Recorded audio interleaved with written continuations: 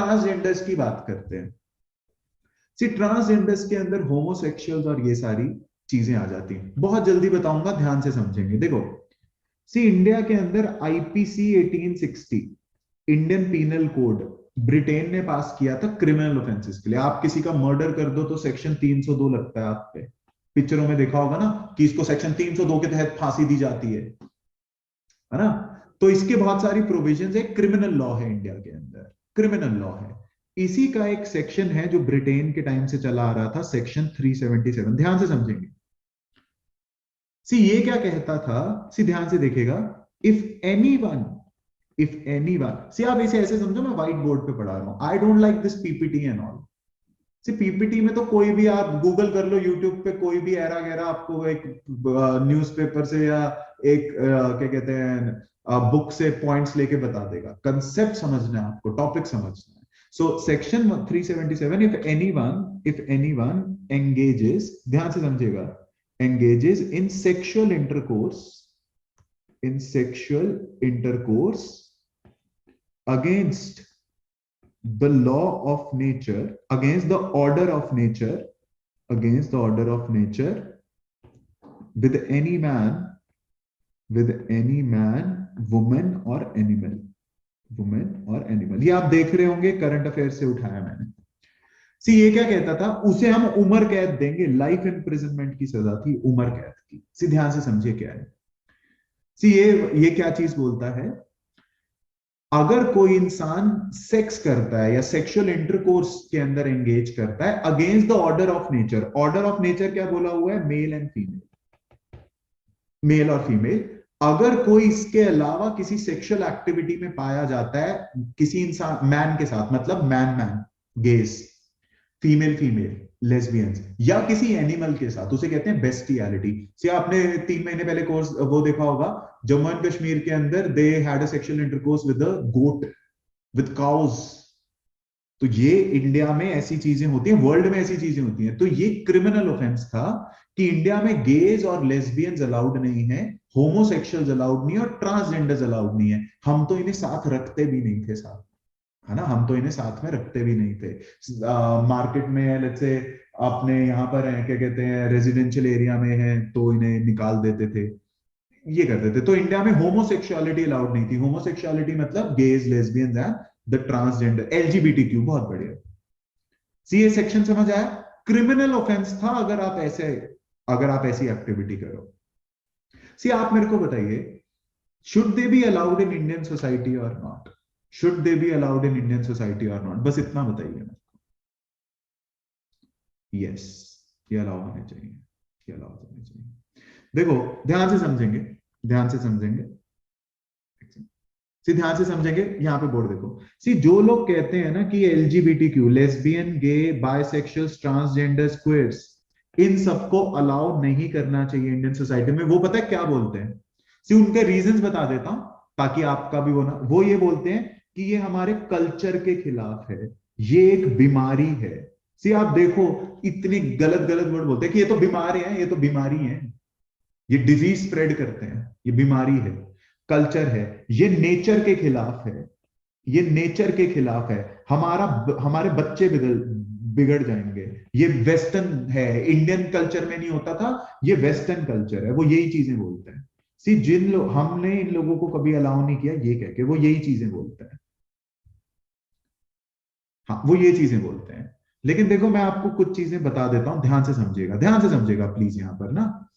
सी science के अंदर एक चीज प्रूव हुई है, नेचर के अंदर 1500 ऐसे स्पीशीज पाए गए हैं। सी स्पीशी मतलब एक ह्यूमन है, एक स्पीशी ह्यूमन है, उसके बाद और भी स्पीशीज हैं नेचर के अंदर। जैसे हम ह्यूमंस हैं, फिर एनिमल्स की बहुत सारे स्पीशी हैं, प्लांट्स, 1500 स्पीशी ऐसे हैं जो होमोसेक्सुअलिटी दिखाते हैं। सी बचपन में आपने पढ़ा होगा वेजिटेटिव प्रोपोगेशन, रिप्रोडक्शन के चैप्टर में पढ़ा होगा, प्लांट्स, कितने सारे प्लांट्स हैं जो होमोसेक्सुअलिटी दिखाते हैं, जो खुद से रिप्रोड्यूस हो जाते हैं। रोज है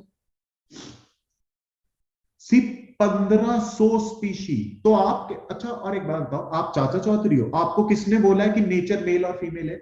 भाई अगर भगवान ने किसी को मेल की ओर आकर्षित किया है, किसी को मेल और फीमेल के दोनों फीचर्स दिए हैं, या लेस्बियन बनाया है किसी को, तो भगवान ने बनाया ना। आप कौन हो? आप कौन हो ये डिसाइड करने? आप नेचर हो गए क्या? भगवान ने इन्हें ऐसा बनाया क्यों है अगर ये भगवान के खिलाफ है तो ये सरासर गलत बात है कि नेचर के खिलाफ है ये। नेचर कौन डिसाइड करेगा? नेचर में 1500 स्पीशी हमें मिल चुके हैं जो होमोसेक्सुअलिटी दिखाते हैं। आप उम्र कैद दोगे उन्हें? सिर्फ दूसरा देखो, ध्यान से समझो। सी लोग कहते हैं कि ये डिजीज है, साइंस ने ये साफ तौर पे कंफर्म किया, इट्स नॉट अ डिजीज। ये कोई बीमारी नहीं है गे होना या लेस्बियन होना या वो। अच्छा, तीसरा आ जाओ, कल्चर के खिलाफ है। सी आपको एक छोटी सी स्टोरी बताता हूं। सी इसमें आपकी थोड़ी सी हिस्ट्री भी हो जाएगी। छोटी सी स्टोरी बताता हूं, ध्यान से देखिएगा। क्या हो गया भाई?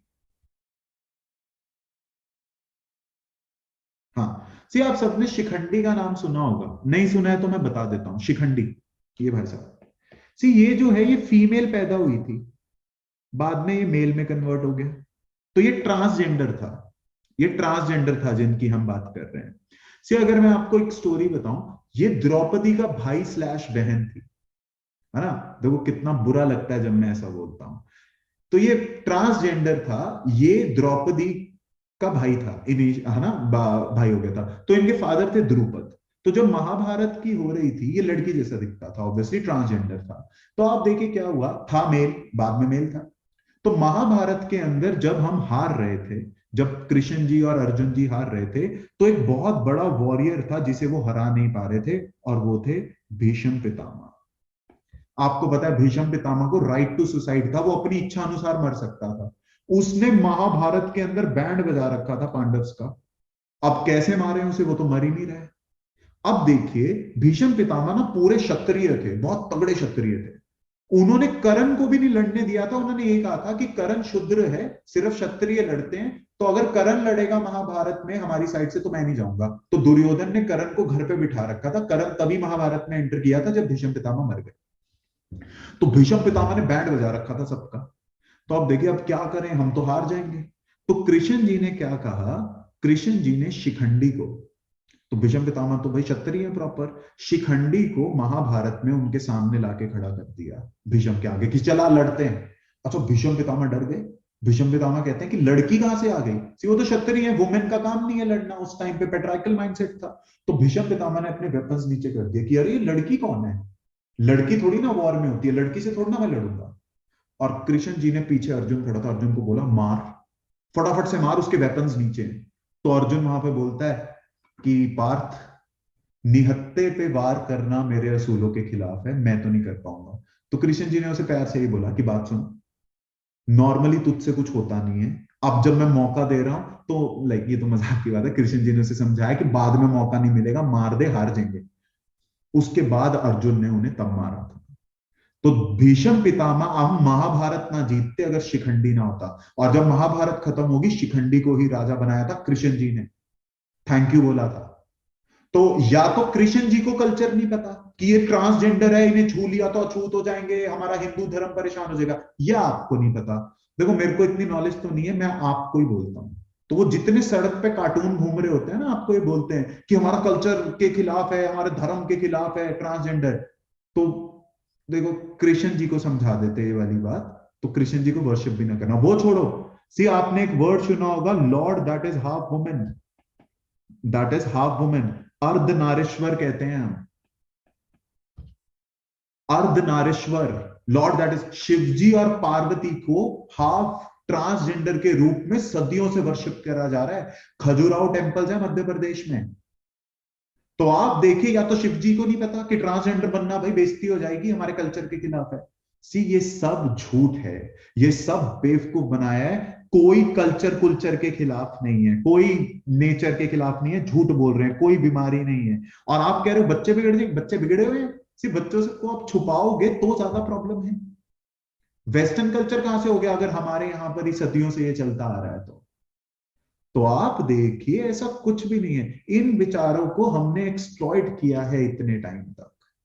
तो आप देखिए, इन लोगों को हक है भाई, ये हमारा क्या ले रहे हैं? अगर ये अपनी लाइफ जीना चाहते हैं, हम कौन होते हैं नेचर नूचर के बारे में बताने के लिए?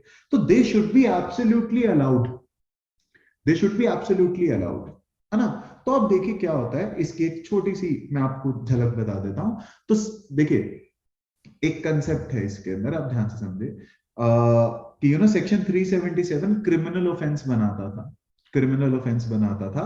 लेकिन रिसेंटली जुडिशरी ने सेक्शन 377 को हटा दिया है और उसने ये बोला है कि इंडिया में होमोसेक्सुअलिटी इज अलाउड।